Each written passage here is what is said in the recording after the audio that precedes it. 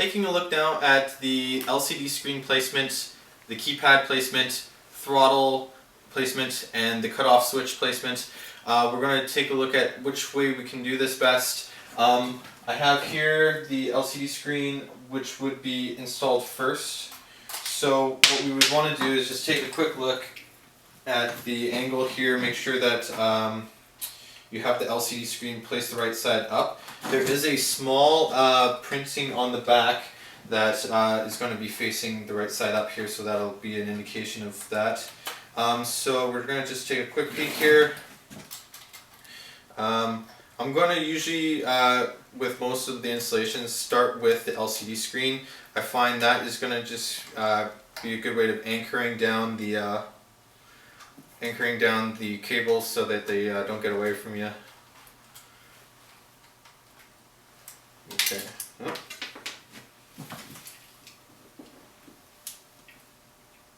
Okay. So again, making sure it's facing the right side up. We're going to take a quick peek here. Now the LCD screen comes with a series of adapters for different size handlebars. This one's nice. It's going to be a nice fit here. Keep it at a 45-degree angle so we have good view of the screen when we're riding.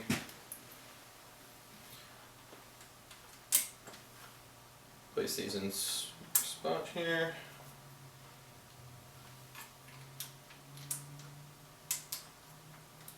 Okay.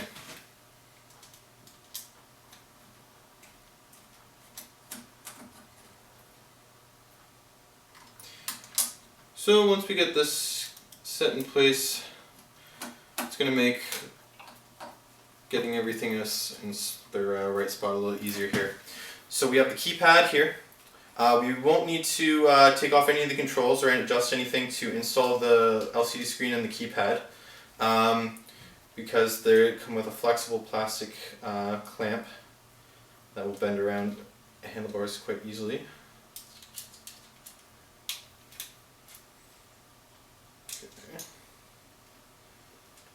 Facing the right way. I usually put this on the left side.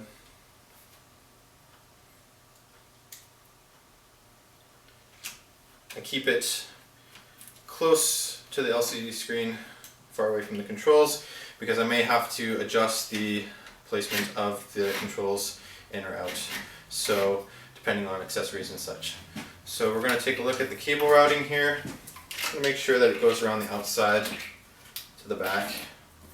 We have our cutoff switches, the magnets, those will do last. We have the throttle here. We're going to check to see which way we're going to put that. You do have the option to put it on either side, but it works best on the right hand side. So the next step we're going to have to do is remove the grip. Now this can be a little bit tricky if you do not have an air compressor on hand. There are a couple ways of going at it. You know, you can do it with sheer force, just muscling it off, but that's no fun. A little bit of compressed air.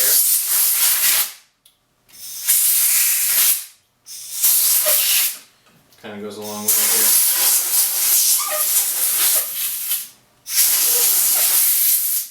It's going to fight you no matter what you do. But that's the easiest way to install the throttle. So we're just going to make sure everything's lined up here to the outside. This will slide on nicely.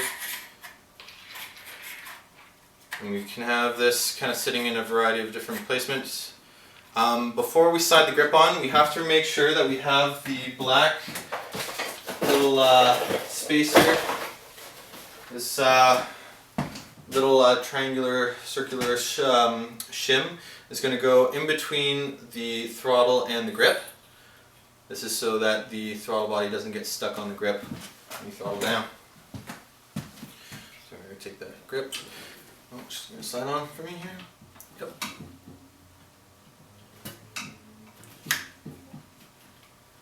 Okay. Now, as far as placement goes, you may have to play around with it a little bit. The paddle shifters on the unit here on the shifting pod may kind of get in the way.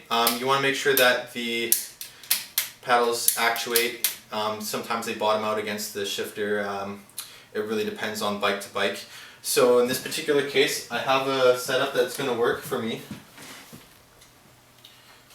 So I'm going to just grab an Allen key and I'm just going to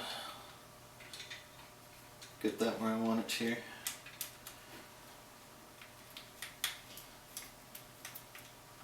Okay. And then as far as the controls go, good 3-finger spacing is just fine. You're able to still apply the brake here with 1 finger, 2 fingers. Looks good to me. I'm still able to actuate the throttle body without it getting in the way of the shifters. Perfect. Looks awesome. We're just going to finalize that.